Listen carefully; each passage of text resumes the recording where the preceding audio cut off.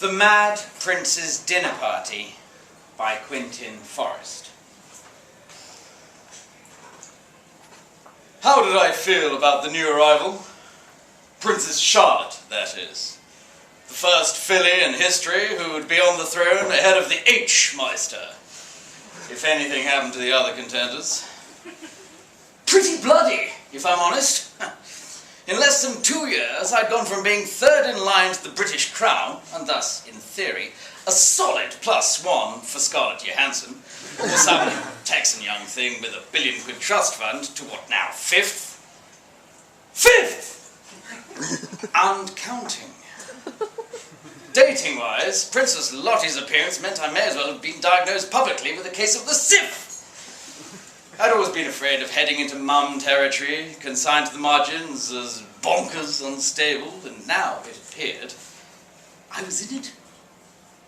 For example, the other week, I was approached by 3 goth-looking chicks in Whisky Mist. Oh, okay, full disclosure, I may have approached them. Can I buy you ladies a dirty martini? Oh, hail, they replied. Bluff Prince, Thane of Glamis, Thane of Cawdor, who shall be king hereafter? Yeah. I've seen the film, yeah. I'm not a complete idiot. Their laughter followed me to the jets.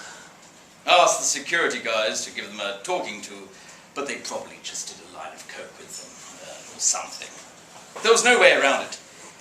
As a brand, the H-Meister was, in a real sense, on his way to the facilities. With every child, Wills and La Middleton fired out, my chances of marrying a foxy young thing from an oil-producing country fell. Did I want to be king? Not really, no. But I did want someone with a palace to have my back, if necessary, as La Middleton wrapped her tentacles even tighter around the crown. Autumn, then.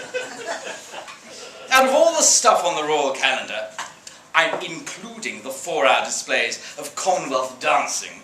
10 minutes in and I defy anyone not to start eyeing up the ceremonial weapons. This was the season I dreaded the most.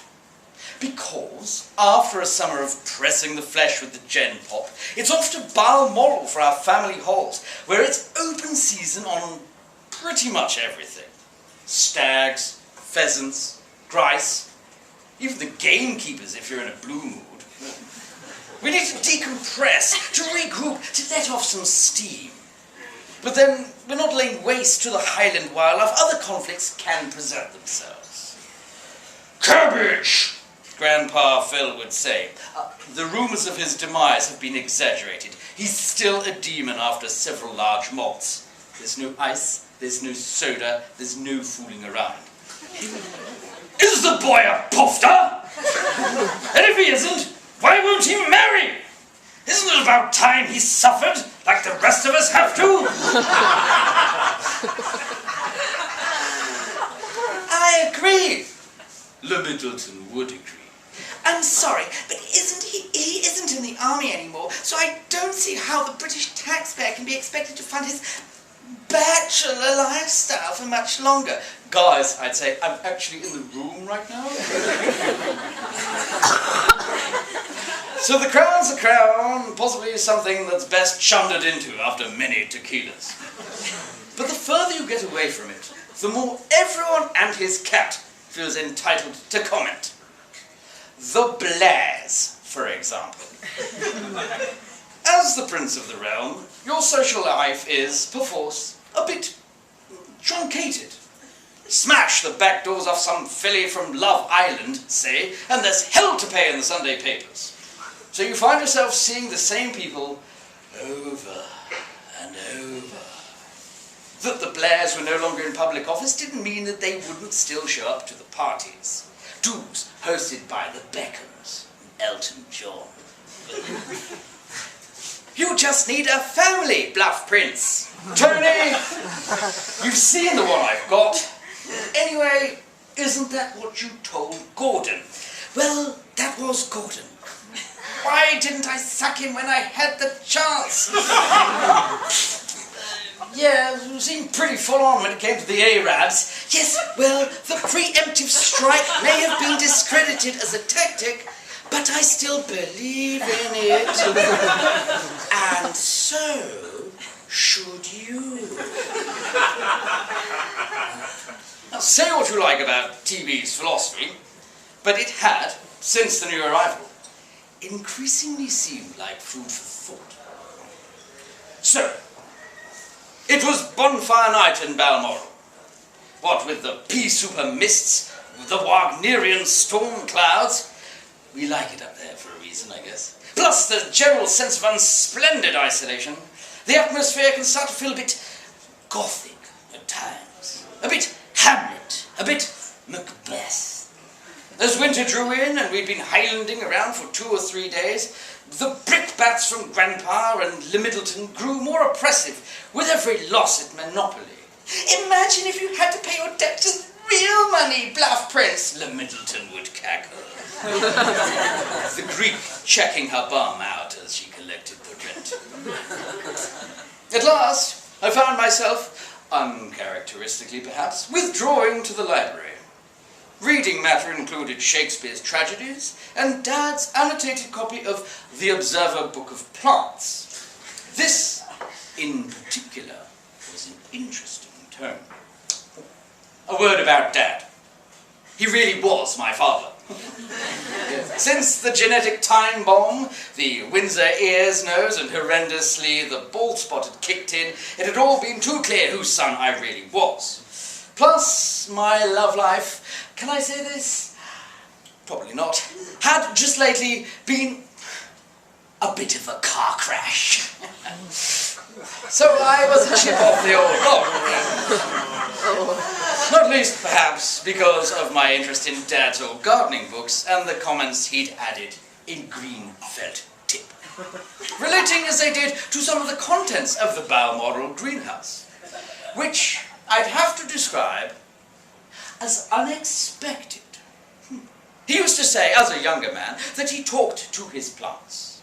But considering the array of poisons and hallucinogens he'd managed to assemble, it now seemed possible that the plants had talked back. The fly agaric mushroom, for example. Okay, if sift through the waters from a stag's old chap, it's apparently a gateway through the looking glass of a psychedelic hue. Fine. But deadly nightshade? What had he been planning? A coup? When Dad was a bachelor, had Grandpa Phil got on his tits too? Oh, and I'd caught up on Game of Thrones on DVD. I watched that a lot, actually. Up until all hours. Haunting the telly room. Dinner, then, on that fateful night. As an example of the sort of stunt La Middleton would routinely pull in an attempt to curry favour with the older royals, as well as big up her ideas about being the next people's princess, she suggested we give the kitchen the night off, so the staff could enjoy the fireworks down in the village. Meanwhile, us youngsters would prepare a traditional Scots supper, wild mushroom soup followed by a haggis with all the trimmings. Well, I say us. La Middleton would clearly be running the pass, whilst Wills and I, as hopeless men, would be chopping the veg and then washing the pots. Harry, said Le Middleton, finally you've emerged from the greenhouse. We thought you were going to take root in there permanently. Beloved sister-in-law. I wanted to stay out of the way of the bonfire in case the villagers decided to put me on it.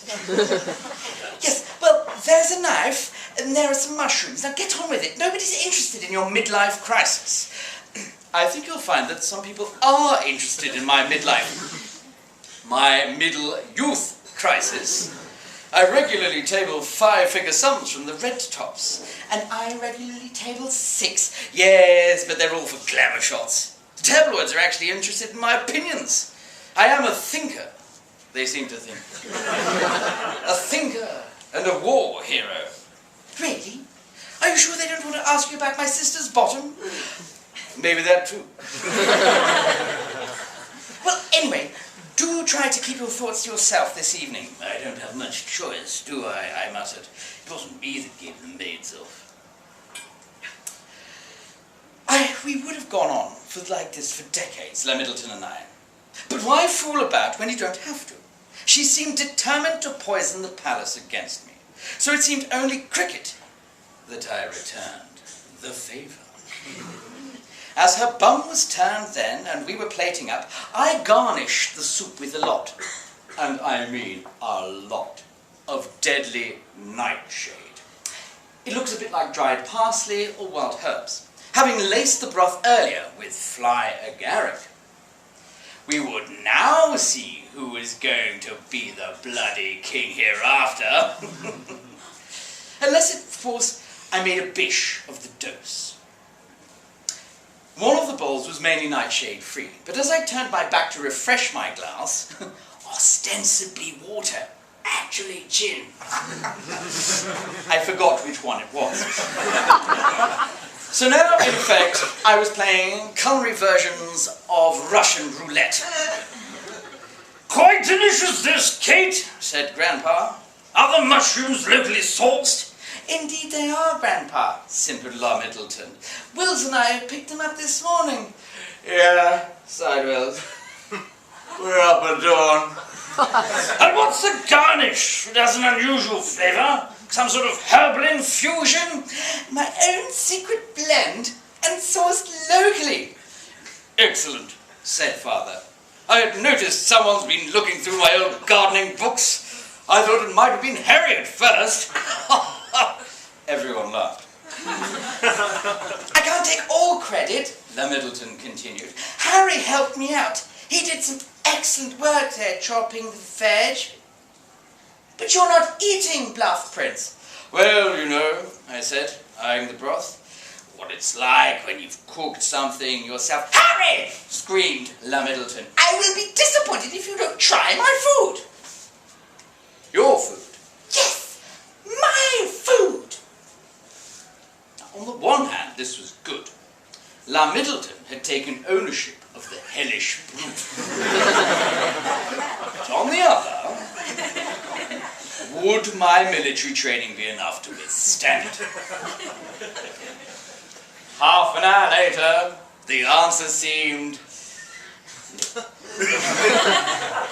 It felt like there was wildfire on the loose in my veins. As an old hand at raves, I knew the signs all too well. Trees were on the march outside the window. Deceased relatives appeared round the table. Arguably, you haven't really lived until the undead shade of Queen Victoria has explained in some detail why you're a bad cunt.